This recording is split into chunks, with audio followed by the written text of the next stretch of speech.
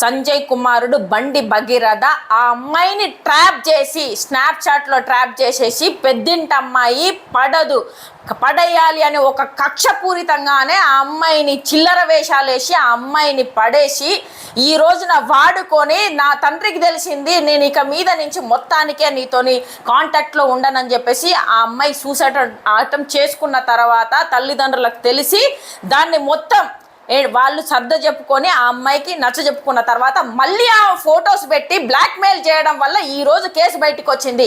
దీన్ని ఖచ్చితంగా చెప్తున్నా, ప్రజలు వినాలి.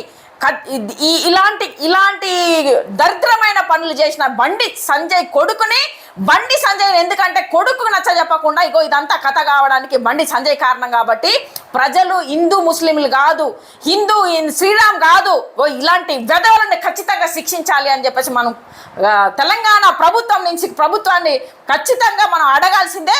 మన బాధ్యత కూడా తెలంగాణ ప్రజలకు ఉంది. ఖచ్చితంగా ఇలాంటి మనుషుల్ని ఇంకా మన తెలంగాణలో లేకుండా చేయాలి అంటే ఆయనకు శిక్ష పడాల్సిందే అని చెప్పేసి కోరుతున్నాను.